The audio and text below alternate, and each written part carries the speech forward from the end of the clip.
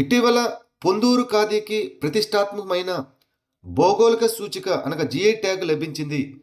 ఇది ఆంధ్రప్రదేశ్‌లోని ఏ జిల్లాకు చెందింది? శ్రీకాకుళం. పొందూరు ఖాదీ అని పిలువబడే సాంప్రదాయ చేనేత వస్త్రం ఆంధ్రప్రదేశ్‌లోని శ్రీకాకుళం జిల్లాకు చెందినది. ఈ ప్రతిష్టాత్మకమైన ఖాదీని ఉత్పత్తి చేసే పొందూరు పట్టణం జిల్లా కేంద్రమైన శ్రీకాకుళం పట్టణం నుంచి సుమారు 21 నుంచి 30 కిలోమీటర్ల దూరంలో ఉంది. ఈ ఉత్పత్తిని ఇటీవల కేంద్ర ప్రభుత్వం ఒక జిల్లా ఒక ఉత్పత్తి, వన్ డిస్ట్రిక్ట్ వన్ ప్రోడక్ట్ కార్యక్రమం కింద గుర్తించారు. నీతి ఆయోగ్ ఏ రాష్ట్రానికి భారతదేశ అల్లం రాజధానిగా ప్రకటించింది? మిజోరం. మిజోరం అత్యుత్తమ నాణ్యతను మరియు అల్లం ఉత్పత్తిని విస్తరిస్తుందని గుర్తించి నీతి ఆయోగ్ మిజోరం రాష్ట్రాన్ని భారతదేశ అల్లం రాజధానిగా ప్రకటించింది. రైతుల ఆదాయాన్ని బలోపేతం చేయడానికి రాష్ట్ర ప్రభుత్వం అల్లం సాగు, విలువ జోడింపు మరియు ప్రాసెసింగ్ను చురుకుగా ప్రోత్సహిస్తుంది. అల్లం ఆధారిత పరిశ్రమ మరియు మార్కెట్ సంబంధాలను మరింత పెంచడానికి కొత్త అల్లం ప్రాసెసింగ్ యూనిట్లు మరియు రాబోయే ప్రమోషనల్ ఈవెంట్లు ప్రణాళిక చేయబడ్డాయి. PETA India persons of the year 2025గా ఎవరు ఎంపికయ్యారు? రవీనా టాండన్. వన్యప్రాణుల రక్షణ మరియు జంతు సంక్షేమం కోసం ఆమె నిబద్ధతకు గాను people for the ethical treatment of animals అనగా పెటా ఇండియా అవార్డు గెలుచుకున్న బాలీవుడ్ నటి రవీనా టాండన్ను 2025 సంవత్సర వ్యక్తిగా ఎంపిక చేసింది. డిసెంబర్ 2025లో విడుదలైన the art of doing nothing right అనే పుస్తక రచయిత ఎవరు? అజిత్ నవరాజ్ హన్స్. ఇన్విన్సిబుల్ పబ్లిషర్తో కలిసి ఎలాన్ గ్రూపు అజిత్ నవరాజ్ హన్స్ రాసిన తొలి పుస్తకం the art of doing nothing రైట్ను డిసెంబర్ 9, 2025న గురుగ్రామంలోని ఎలాన్ ఎపిక్ మాల్లో ఆవిష్కరించింది. ఈ పుస్తకం తప్పుల నుండి నేర్చుకోవడం మరియు ప్రామాణికత, అదేవిధంగా స్థితిస్థాపకతను జరుపుకోవడం గురించి అన్వేషిస్తుంది. డిసెంబర్ 2025లో ఏ రాష్ట్రాన్ని నక్సలిజం రహితంగా ప్రకటించారు? మధ్యప్రదేశ్. బాలాఘాట్ జిల్లాలో 2 మావోయిస్టులు లొంగిపోయిన తర్వాత మధ్యప్రదేశ్ రాష్ట్రం ఇప్పుడు నక్సలిజం నుండి విముక్తి పొందిందని ప్రకటించింది. ఈ ఘనత 2026 నాటికి నక్సలిజాన్ని నిర్మూలించాలనే జాతీయ మిషన్కు దక్కింది. లొంగిపోయిన నక్సలైట్లను ప్రధానమంత్రి సమాజంలోకి తిరిగి చేర్చడం లక్ష్యంగా పునరావాసం నుండి పునర్జీవనం ప్రచారం కింద ఈ ప్రకటన చేశారు. 2025లో యునెస్కో యొక్క అత్యవసర రక్షణ అవసరమయ్యే అవ్యక్త సాంస్కృతిక వారసత్వ జాబితాలో ఏ పాకిస్తానీ సంగీత వాయిద్యం చేర్చబడింది? బోరిండో. యునెస్కో పాకిస్తాన్ యొక్క బోరిండోను అత్యవసర రక్షణ అవసరమున్న అవ్యక్త సాంస్కృతిక వారసత్వ జాబితాలో చేర్చింది. ఈ బోరిండో అనేది సింధు ప్రాంతంలోని కేతిమీర్ మొహమ్మద్ లుండులో ఉద్భవించింది మరియు దాని వంశం మొహింజదారో నుండి వచ్చిన సంగీత కళాఖండాల నుండి వచ్చింది. ఈ వాయిద్యం టెర్రకోట నుండి చేతితో తయారు చేయబడింది. ఎండబెట్టిన మరియు బట్టీలో కాల్చిన బంకమట్టిని ఉపయోగించి ఇది పర్యావరణ పరంగా స్థిరమైన సంగీత కళగా మారింది. చంద్రుని దక్షిణ ధ్రువం వద్ద క్రియాశీల ప్లాస్మా వాతావరణాన్ని గుర్తించిన చంద్రయాన్-3 ల్యాండర్ పేలోడు పేరు ఏమిటి? రాంబా ఎల్పి. చంద్రయాన్-3 యొక్క ల్యాండర్ పేలోడ్ అయిన రాంబా ఎల్పి అనగా radio anatomy of moon bound hyper sensitive ionosphere and atmosphere Langmuir probe చంద్రుని దక్షిణ ధ్రువ ప్రాంతంలో చురుకైన ప్లాస్మా వాతావరణాన్ని గుర్తించింది. పదార్థం యొక్క 4వ స్థితి అయిన ప్లాస్మా విద్యుత్ తటస్థంగా ఉంటుంది మరియు అయాన్లు అదేవిధంగా స్వేచ్ఛ ఎలక్ట్రాన్ల వంటి చార్జ్డ్ కణాలను కలిగి ఉంటుంది. ఇది చంద్రుని ఉపరితలం దగ్గర ఎలక్ట్రాన్ సాంద్రత మరియు ఎలక్ట్రాన్ ఉష్ణోగ్రతను కొలుస్తుంది. చంద్రుని దక్షిణ ధ్రువం వద్ద ప్లాస్మా ప్రవర్తనను అర్థం చేసుకోవడానికి ఇది సహాయపడుతుంది. క్లెయిమ్ చేయని ఆర్థిక ఆస్తుల పరిష్కారాన్ని సులభతరం చేయడానికి ప్రభుత్వం ప్రారంభించిన దేశవ్యాప్త ప్రచారం పేరు ఏమిటి? మీ డబ్బు మీ హక్కు, యువర్ మనీ యువర్ రైట్.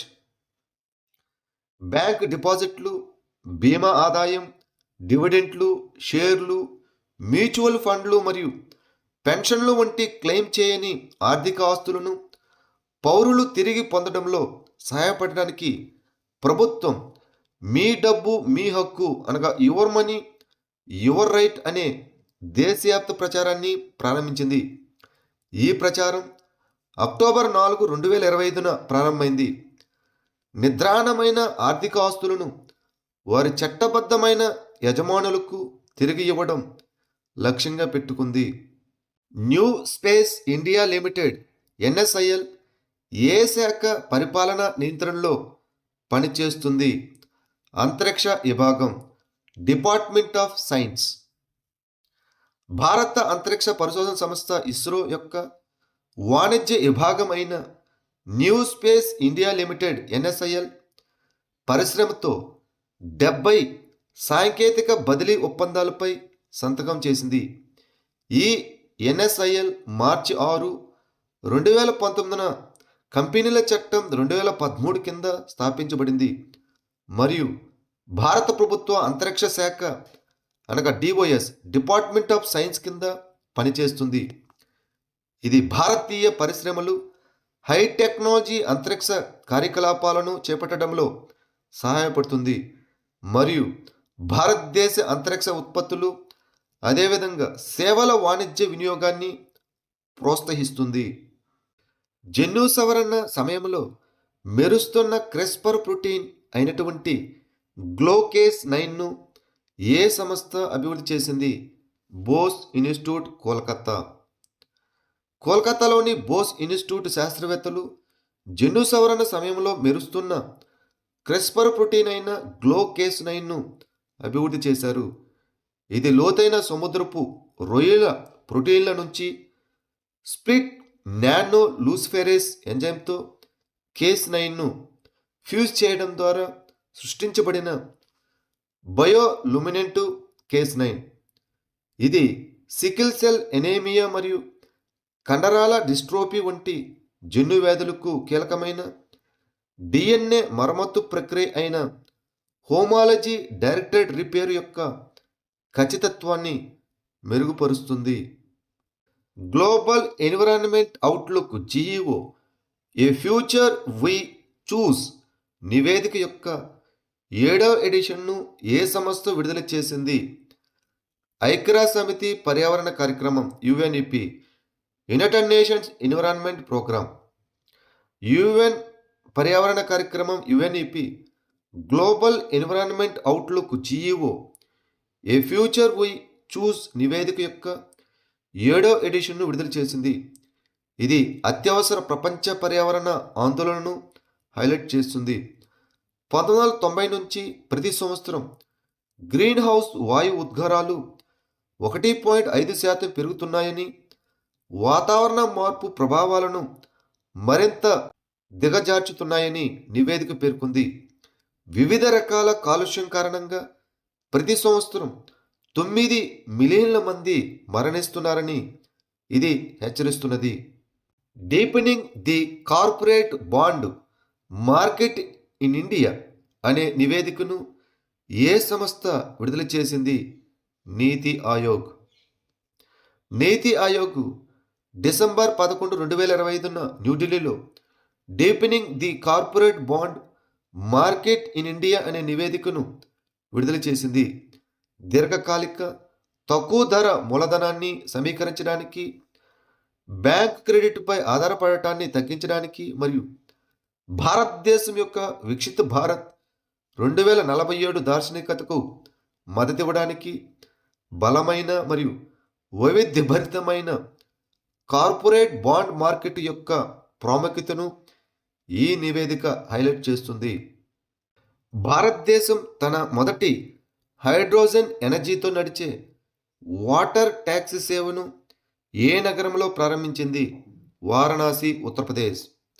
భారతదేశం తన మొట్టమొదటి హైడ్రోజన్ ఎనర్జీతో నడిచే వాటర్ ట్యాక్సీ సేవను డిసెంబర్ 10, 2025న వారణాసిలో ప్రారంభించింది. ఈ సేవను కేంద్ర ఓడరేవులు, షిప్పింగ్ అండ్ జలమార్గాల మంత్రి సర్బానంద్ సోనోవాల్ ప్రారంభించారు. ఆధునిక ఇంజనీరింగ్ను అనుసంధానిస్తూ కొచ్చిన్ షిప్ యార్డ్ ఈ వాటర్ ట్యాక్సీని నిర్మించింది. భారతదేశంలో మొట్టమొదటి incubator linked deep tech venture capital ఫండ్ను ప్రారంభించిన సంస్థ ఏది? ఐఐటి బాంబే. ఐఐటి బాంబే యొక్క society for innovation and entrepreneurship భారతదేశపు మొట్టమొదటి incubator linked deep tech venture capital ఫండ్ను ప్రారంభించింది. దీనిని పాయింట్ వెంచర్ క్యాపిటల్ ఫండ్ అని పిలుస్తారు. దీని మొత్తం విలువ 250 కోట్లు. ఈ ఫండ్ భారతదేశపు డీప్ టెక్ స్టార్టప్లకు, ముఖ్యంగా ఐఐటి బాంబే మరియు దేశవ్యాప్తంగా ఉన్న ఇతర అగ్ర పరిశోధన సంస్థల నుంచి ఉద్భవిస్తున్న వాటికి ప్రారంభ దశ రిస్క్ క్యాపిటల్ను అందించడం లక్ష్యంగా పెట్టుకుంది. National intelligence grid NATGRID ఏ మంత్రిత్వ శాఖ కింద పనిచేస్తుంది? హోంమంత్రిత్వ శాఖ కింద, the ministry of home affairs. National intelligence grid ఇప్పుడు నెలకు దాదాపు 45,000 అభ్యర్థనలను స్వీకరిస్తున్నది. భద్రతా సంస్థల వినియోగం పెరిగినట్లు ఇది చూపిస్తున్నది. ఇది 26/11 ముంబై ఉగ్రవాద దాడులు తర్వాత సృష్టించబడిన రియల్ టైమ్ ఇంటెలిజెన్స్ మరియు డేటా యాక్సెస్ ప్లాట్ఫామ్. ఇది భారత ప్రభుత్వంలోని హోం వ్యవహారాల మంత్రిత్వ శాఖ కింద పనిచేస్తుంది. ప్రపంచ అసమానత నివేదిక 2026ను ఏ సంస్థ విడుదల చేసింది? ప్రపంచ అసమానత ప్రయోగశాల, WIL అనగా world inequality lab. World inequality lab ప్రపంచ అసమానత నివేదిక యొక్క 3వ ఎడిషన్ను విడుదల చేసింది. ఇది 2018 మరియు 2022 తర్వాత ప్రపంచవ్యాప్తంగా టాప్ 1% మంది సంపదలో 37% కలిగి ఉన్నారు మరియు టాప్ 10% మంది 75% కలిగి ఉన్నారు. భారతదేశంలో టాప్ 1% మంది మొత్తం సంపదలో 40% కలిగి ఉన్నారు మరియు టాప్ 10% మంది 65% కలిగి ఉన్నారు. ఇక అగ్ర 10% ప్రపంచ కార్బన్ ఉద్గారాల్లో 77% విడుదల చేస్తుండగా పేద 50% మంది కేవలం 3% మాత్రమే విడుదల చేస్తున్నారు.